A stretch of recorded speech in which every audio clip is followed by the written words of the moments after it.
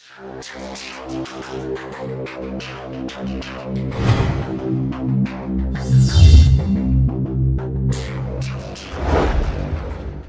volcan sur l'île touristique indonésienne de Bali a craché de la fumée à des centaines de mètres dans l'air samedi, ont annoncé des responsables, quelques jours après que des milliers d'habitants ont dû quitter les lieux.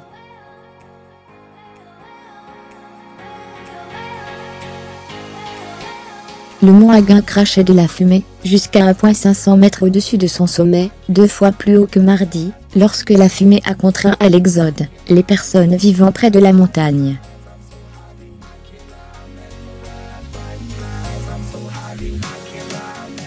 On craint que le volcan n'entre en éruption pour la première fois depuis 1963, quand près de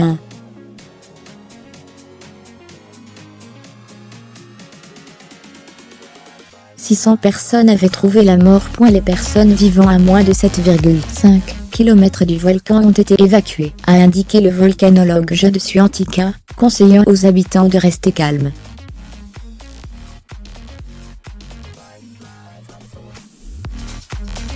Ces événements interviennent après que le volcan a repris son activité en septembre, forçant alors 140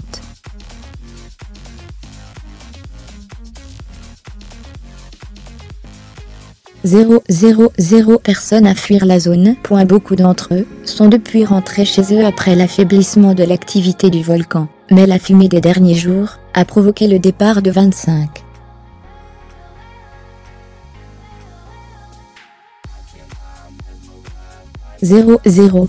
habitants, réfugiés dans plus de 200 abris. Nous continuerons à voir des éruptions comme celle-ci à des échelles similaires, mais nous ne pouvons pas prédire le moment où le mont Agung va réellement entrer en éruption, a déclaré à l'AFPM.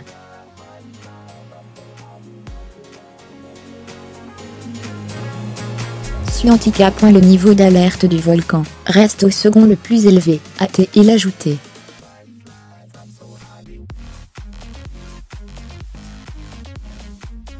Bali est un important centre touristique, et l'aéroport international de Denpasar, capitale de l'île, fonctionne normalement pour le moment, même si certaines compagnies aériennes ont décidé d'annuler leurs vols.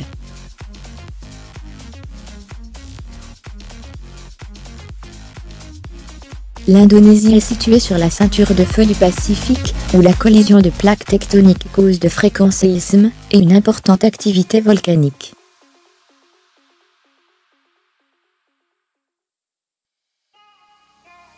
Le mont Sinabung sur l'île indonésienne de Sumatra, au nord-ouest de Bali, qui est actuellement à son niveau d'alerte le plus élevé, est actif depuis 2013.